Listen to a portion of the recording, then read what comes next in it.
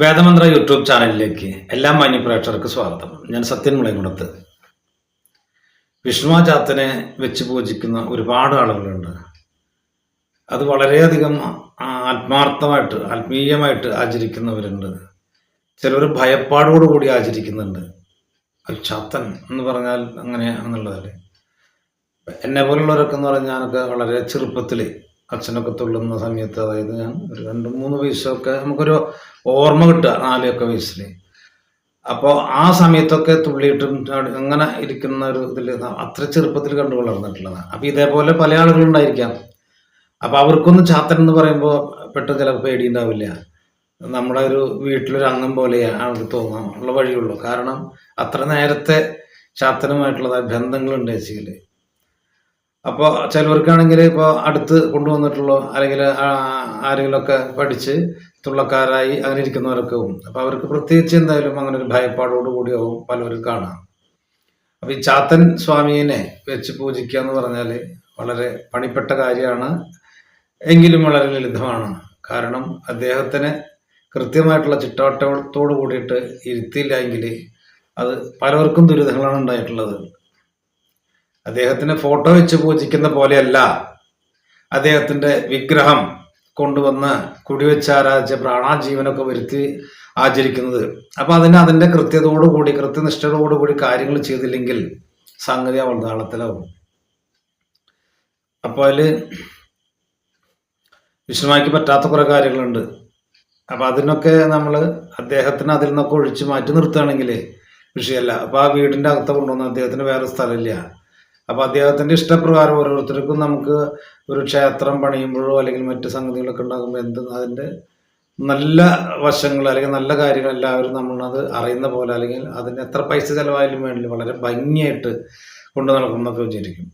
അപ്പം നമ്മുടെ വീട്ടിലായാലും അതിന് ഉചിതമായിട്ടുള്ള സ്ഥലത്ത്, ചിലപ്പോൾ പറമ്പിലായിരിക്കില്ല, വീടിൻ്റെ ഉള്ളിൽ സ്ഥലം ഉണ്ടാവില്ല ചിലപ്പോൾ. അപ്പോൾ റൂമിലൊക്കെ കൊണ്ടുവച്ച് അദ്ദേഹത്തിന് നല്ല ലൈറ്റ് അറേഞ്ച്മെൻ്റ് ഒക്കെ ചെയ്തിട്ടൊക്കെ വെച്ചിട്ടുണ്ടാകും. സംഗതി തെറ്റല്ല, പക്ഷേ അശുദ്ധികൾ ഏൽക്കാനായിട്ട് വളരെ സാധ്യതയുള്ളതാണ്. പ്രേതാശുദ്ധി, മറ്റ് പല അശുദ്ധികളൊക്കെ, പ്രസവോ അല്ലെങ്കിൽ മറ്റേ മെൻസസ് അങ്ങനെയുള്ള സമയം, അതൊക്കെ അദ്ദേഹത്തിനെ പിടിക്കാത്തതാണ്.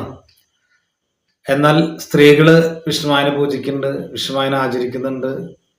പക്ഷെ അവർ ആ ഒരു 6-7 ദിവസം അവർ ആ ഭാഗമായിട്ടൊരു ടച്ച് ഉണ്ടാവില്ല. അപ്പം അതുകൊണ്ട് തന്നെ അത് കഴിഞ്ഞാൽ അവർ വളരെയധികം ഇഷ്ടത്തോടു കൂടി പൂജിക്കുന്നുണ്ട്. പല സ്ഥലത്തൊക്കെ കർമ്മം കൊടുക്കാനായിട്ട് പോകുമ്പോൾ, ചാത്തനെ ചൊവ്വയ്ക്കവർക്കൊക്കെ കർമ്മം കൊടുക്കാനായിട്ട് പോകുന്ന സമയത്ത് കാണാം, കർമ്മം കൊടുത്തു കഴിഞ്ഞാൽ ചിലപ്പോൾ ചാത്തൻ, മുത്തച്ഛൻ, ദേവി ഇവരൊക്കെ തുള്ളിയിട്ട് വരണത്. അത് സാധാരണ അല്ല തുള്ളിയിട്ട് വരുന്നത്, പക്ഷെ അത് 3 സ്ത്രീകളാവും. ചാത്തൻ, അതേപോലെ തന്നെ ദേവി, കരിങ്കുട്ടി, മുത്തച്ഛൻ. അപ്പം ഇവർ 2-4 പേരായിട്ട് ഞങ്ങൾ തുള്ളിയിട്ട് വരിക. അത് അവരെവിടെ നിൽക്കുന്നത് വെച്ചാൽ അവർ പെട്ടെന്ന് അത് കോലം മാറി. എന്നിട്ട് ചിലമ്പ്, ചാത്തൻ്റെ ആൾ ചിലമ്പുള്ള പോലെ ദേവിയുടെ ആൾ അതേപോലെ തന്നെ അതിൻ്റെ ആക്ഷനൊക്കെ കാട്ടിയിട്ട് വരിക. എന്നിട്ട് അവർ കൃത്യമായിട്ട് കൽപ്പന പറയും. അതെന്താണ് ചോദിക്കുമ്പോൾ അവരുടെ ഗുരുമുത്തച്ഛൻ എന്ന് പറഞ്ഞ ഗുരുമുത്തിയമ്മയായിരുന്നു, കല്ലടിക്കോടൊക്കെ പോയി പഠിച്ചു വന്നിട്ടുള്ളതാ. അപ്പം അദ്ദേഹമാണ് അതിനെ പരിപാലിച്ചിരുന്നത്. അതിനുശേഷം അവിടുത്തെ അമ്മാമ്മമാർ ആണ് കൂടുതൽ പെട്ടെന്ന് വരിക. അപ്പം അവരുടേതായ ജീവസാന്നിധ്യം ഉള്ളത് കൃത്യമായിട്ട് ഇവരിലേക്ക് വന്നിട്ടുള്ളത്. അതുകൊണ്ട് തന്നെ അവർ തുള്ളാൻ കർമ്മങ്ങൾ ചെയ്തുകൊണ്ടിരിക്കുമ്പോൾ തന്നെ അവർ വരും. എന്നാൽ അവിടെയുള്ള പല ആളുകൾക്കും ഇത് ഭയങ്കര ദേഷ്യമാണ്. കാരണം നമ്മുടെ തറവാട്ടിൽ ഇത്രയധികം ആളുകളുണ്ടായിട്ട് എന്തിനാ ആ പെണ്ണിൻ്റെ മേത്തിച്ച് പോകണോ, അപ്പം അത് കള്ളത്തുള്ളലാന്നും പറഞ്ഞിട്ട്. അങ്ങനെയല്ല. കാരണം മറ്റുള്ളവരുടെ മേത്ത് വന്നാലും ചിലപ്പോൾ വിശ്വസിച്ചു എന്ന് വരില്ല. അങ്ങനത്തെ ഒരു കാലഘട്ടത്തിൽ നിന്ന് അത് സ്റ്റെപ്പിട്ട് കയറി വന്നിട്ടുള്ളതാണ്.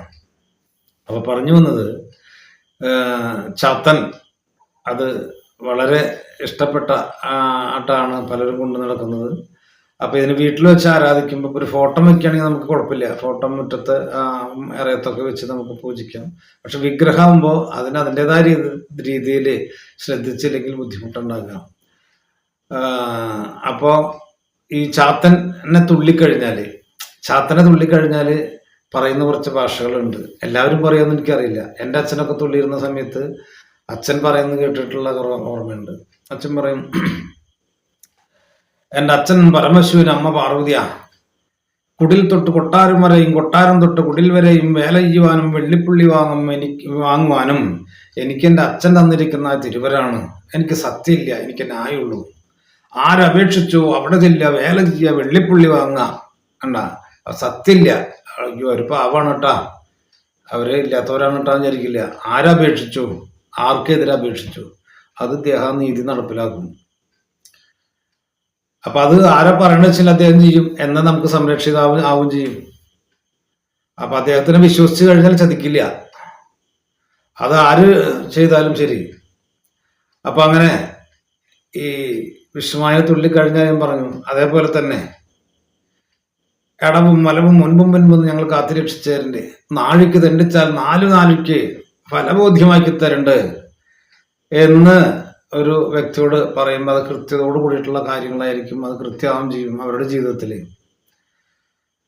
അപ്പൊ ഇന്ന് ഇതുമാതിരി തുള്ളിക്കഴിഞ്ഞാൽ പറയുമോ എന്നുള്ളത് അറിയില്ല. അപ്പൊ ഈ പറഞ്ഞു വന്നത് വിശ്വാചാത്തനെ ഭയത്തോടു കൂടി കാണുന്ന ആളുകളുണ്ടെങ്കിലും വളരെ സന്തോഷത്തോടുകൂടി ദൈവം എന്നുള്ളതിൽ, അല്ലെങ്കിൽ നമ്മുടെ വീട്ടിലൊരു അംഗം എന്നുള്ള നിലയ്ക്ക് പലവരും ഇന്ന് അദ്ദേഹത്തിന് ആചരിക്കുന്നുണ്ട്. ആചാരം, ആ ഒരു സംഭവം അദ്ദേഹം വളരെ സീരിയസ് ആയിട്ടോ അല്ലെങ്കിൽ സന്തോഷത്തോടു കൂടി കൈയേൽക്കുന്നുണ്ട്. ഇല്ലെങ്കിൽ അതേപോലെ തന്നെ വീണ്ടും ആചരിക്കാൻ പറ്റില്ലല്ലോ. അപ്പൊ അദ്ദേഹത്തിന് അത് ഇഷ്ടമാണ്. അപ്പൊ അങ്ങനെ ഈ ഭഗവാനെ കുടിവെച്ച് ആരാധിക്കുന്നതിന് അതിനെ പുറത്ത് ഒരു തറ കെട്ടിയിട്ട്, കണക്കിലൊത്തൊരു തറ കെട്ടിയിട്ട് അതിലാണ് കുടിവെച്ച് ആരാധിക്കുന്നതെങ്കിൽ തെറ്റില്ല. അപ്പൊ ഇങ്ങനൊക്കെ വന്നു കഴിഞ്ഞാൽ കുറെ ബുദ്ധിമുട്ടുകളാണ്. അദ്ദേഹത്തിനെ സംരക്ഷിക്കേണ്ട വിധത്തില് അതിന് അസ്വസ്ഥത വന്നു കഴിഞ്ഞാൽ അത് സ്വാഭാവികമായിട്ട് പിന്നെ അതിനോടുള്ളൊരു ഇഷ്ടം ആളുകൾക്ക് വിടും. കാരണം ആദ്യം എപ്പോഴും ഉണ്ടാവുന്ന പോലുള്ള ഒരു ഇഷ്ടം ഉണ്ടാവില്ല, കുറെ കഴിയുമ്പോൾ അദ്ദേഹത്തിന് ബുദ്ധിമുട്ട് തോന്നും. അപ്പോൾ നമ്മുടെ ദൈവത്തിനെ ശ്രദ്ധിക്കാൻ പറ്റാത്ത അവസ്ഥ വരിക. അദ്ദേഹത്തിന് കുറ്റം പറഞ്ഞിട്ട് കാര്യമില്ല, പക്ഷെ നമ്മുടെ ഭാഗത്ത് നോക്കുമ്പോൾ അങ്ങനെയാ. അപ്പോ വിഷ്ണുവായിക്ക് അദ്ദേഹത്തിന് കൃത്യമായിട്ട് കർമ്മങ്ങൾ ചെയ്യാനുള്ള രീതികളൊക്കെ ഉണ്ട്. അദ്ദേഹത്തിന് കർമ്മം ചെയ്യുമ്പോൾ 9 അടിക്കാണ് കളം കിട്ടിയിട്ട് കർമ്മം ചെയ്യുക. 9 അടിക്ക് കളം കിട്ടിയിട്ട് അതിൽ ഇല കഷ്ണങ്ങൾ വെച്ചിട്ട്, ഇല നിറക്ക് വെച്ചിട്ട് അതിൽ അരിനെല്ല്, തവിട് ഇത്യാദികൾ വയ്ക്കുക. എന്നിട്ട് ഒരു പാത്രത്തിൽ ഗുരുതി ഉണ്ടാക്കി വയ്ക്കുക, മഞ്ഞപ്പൊടിയും ചുണ്ണാമ്പും വെള്ളമൊക്കെ ഒഴിച്ചിട്ടുള്ളതായ, അതിലൊക്കെ നന്നായി കലക്കി നല്ല സോപ്പാക്കി വയ്ക്കുക.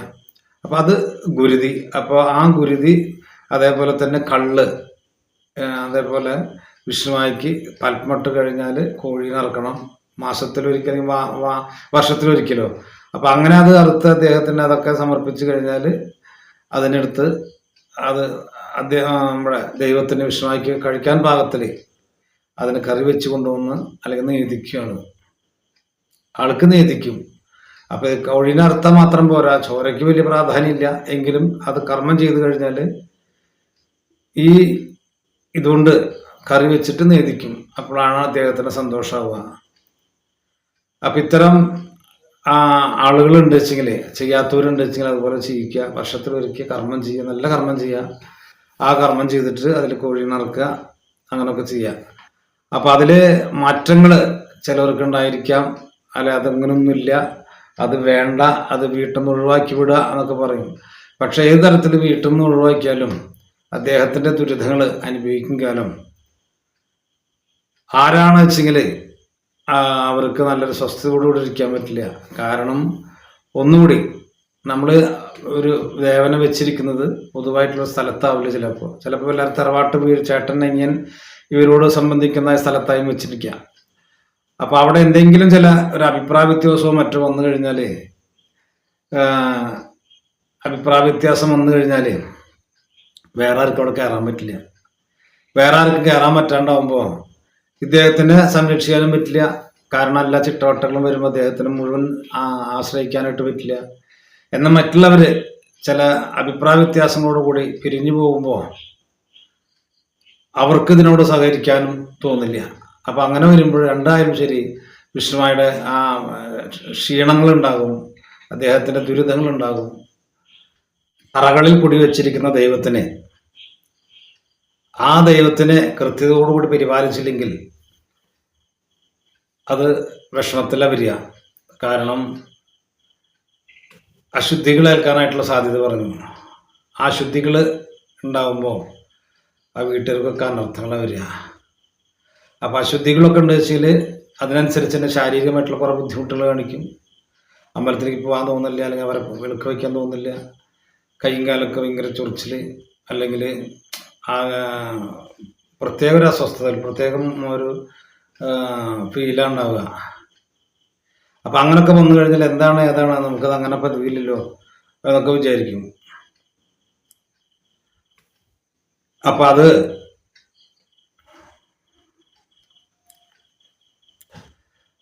അങ്ങനെ വിഷ്ണുവാചാത്തനെ പൂജിക്കുമ്പോൾ എല്ലാ മക്കളും, ആ കുടുംബത്തിൽ ജനിച്ചു വളർന്നിട്ടുള്ള എല്ലാ മക്കളും ഉണ്ടായിരിക്കണം. അപ്പോൾ അതിൽ കല്യാണം കഴിച്ചു കൊടുത്ത പെൺകുട്ടികൾക്കാണെങ്കിൽ ചിലപ്പോൾ പറ്റിയെന്ന് വരില്ല. അപ്പം എങ്കിലും അവിടെ ഉള്ളവരൊക്കെ സഹകരിക്കുന്നവരൊക്കെ സഹകരിക്കുക.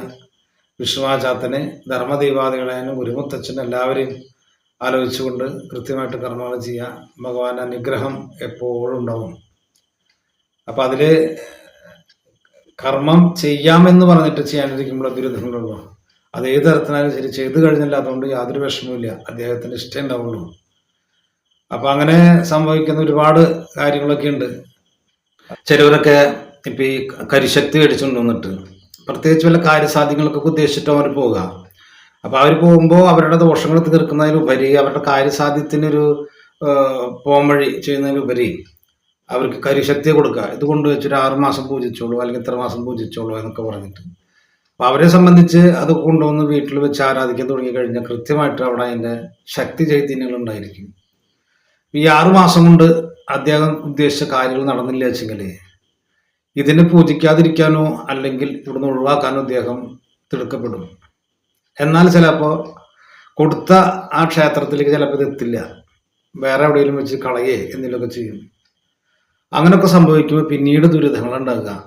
കാരണം സാമ്പത്തിക നഷ്ടം, ദാമ്പത്തികമായിട്ടുള്ള പരാജയങ്ങൾ, മാനസിക വെല്ലുവിളികൾ ഒക്കെ, തൊഴിലില്ലായ്മ, ഇതൊക്കെ ഉണ്ടെങ്കിലും പോകാൻ പറ്റായ്മ. കാരണം ആ വീട്ടിൽ പിന്നെ ശാപദുരിതങ്ങൾ ഉണ്ടാകുക. അപ്പം അതിനൊന്നും ഇടയില്ലാണ്ട് കാത്ത് സംരക്ഷിക്കുക. ചിലവർ അതിനെ കൂട്ടി വെച്ച് കഴിഞ്ഞാൽ കൃത്യമായിട്ട് ആചരിക്കും കുറേയൊക്കെ.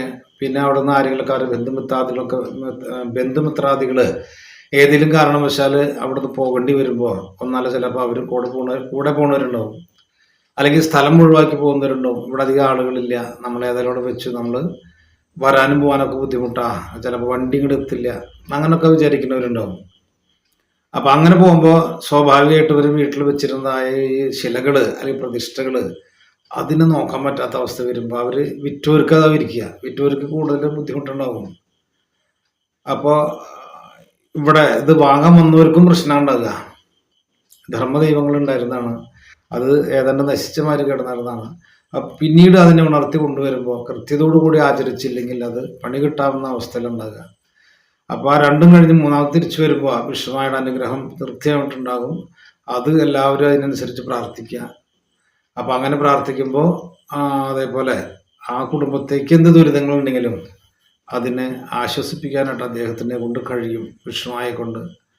അപ്പോൾ അത് എത്ര ശക്തമായിരിക്കണം, ആഭിചാര ദോഷങ്ങളോ പ്രവൃത്തി ദോഷങ്ങളോ ഉണ്ടെങ്കിൽ അദ്ദേഹത്തിന് അവിടെ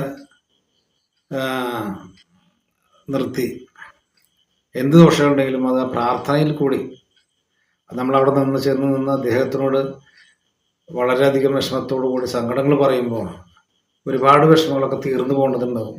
അത് കടുത്തതായിട്ടുള്ള ആഭിചാര പ്രവൃത്തികളോ അല്ലെങ്കിൽ മറ്റ് ദുരിതങ്ങളൊക്കെ ഉണ്ട് വെച്ചെങ്കിൽ അതൊക്കെ വളരെ ബുദ്ധിമുട്ടുണ്ടായിട്ട് കാണാനുള്ള സാധ്യതയുണ്ട്. അപ്പോൾ വിഷ്ണുവിനെ കൊണ്ടുവരുന്നുണ്ട്. ചിലവർ കാണാം അത് വല്ല വിരുന്നുകാരൊക്കെ വരുമ്പോൾ നല്ല റാക്കിലേക്ക് എടുത്ത് വയ്ക്കുക, അല്ലെങ്കിൽ ചാക്കിലോ സഞ്ചിയിലോ എടുത്ത് വെച്ചിട്ട് തട്ടിൻ്റെ മുറത്ത് കൊണ്ടുവയ്ക്കുക. വിരുന്നുകാരൊക്കെ പോയി കഴിച്ച് ചിലപ്പോൾ വയ്ക്കും, അല്ലെങ്കിൽ അത് ഭയങ്കര മറന്നു പോവര് റാക്കുമ്പോൾ വെച്ചിട്ട്. ആരെങ്കിലും എന്തെങ്കിലും വിശേഷം നടക്കണമെങ്കിൽ മാത്രമേ അതിനെ കൊണ്ടുവന്നിട്ട് പൂജിച്ച് പൂവൊക്കെ ഇട്ടിട്ട് വീണ്ടും അവിടെ തന്നെ കൊണ്ടുവയ്ക്കും. അപ്പോൾ അതൊക്കെ വളരെ വിരോധങ്ങൾ മാത്രമായിട്ടുള്ള ഒരു സംഭവങ്ങളാണ്. നല്ലതാണ് വെച്ചെങ്കിൽ അങ്ങനെയൊന്നും വരില്ല. അപ്പോൾ അതേപോലെ വിഷ്ണുവിനെ കുടിയിരുത്തിയിട്ടുള്ളതായ സ്ഥലത്തിനെ അല്ലെങ്കിൽ ദൈവങ്ങളെ കുടിയിരുത്തിയിട്ടുള്ളതായ മണ്ണും ഭൂമിക്ക് വേണ്ടിയിട്ട് സ്വന്തം ആളുകൾ അതിനെ എഴുതി പതിപ്പിച്ച് തന്നില്ല വെച്ചെങ്കിൽ തന്നെ അങ്ങനൊരു ശ്രമം നടത്തരുത്.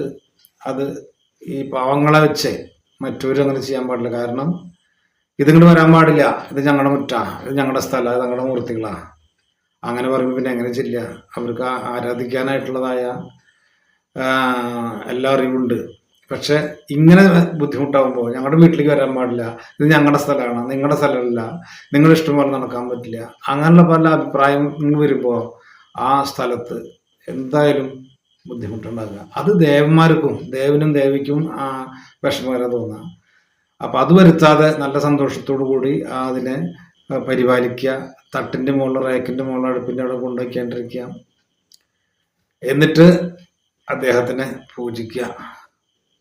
അപ്പം ഇങ്ങനെയൊക്കെ ചെയ്യുമ്പോൾ എന്ത് ദുരിതങ്ങളുണ്ടെങ്കിലും മാറി ഭാവിയിലേക്ക് നല്ലത് വരാനുള്ള വിധി ഉണ്ടാവും. അപ്പോൾ എൻ്റെ ഈ അറിവ് നിങ്ങൾക്ക് ഇഷ്ടമായെങ്കിൽ ലൈക്ക് ചെയ്യുക, ഷെയർ ചെയ്യുക, സബ്സ്ക്രൈബ് ചെയ്യുക. നന്ദി, നമസ്കാരം.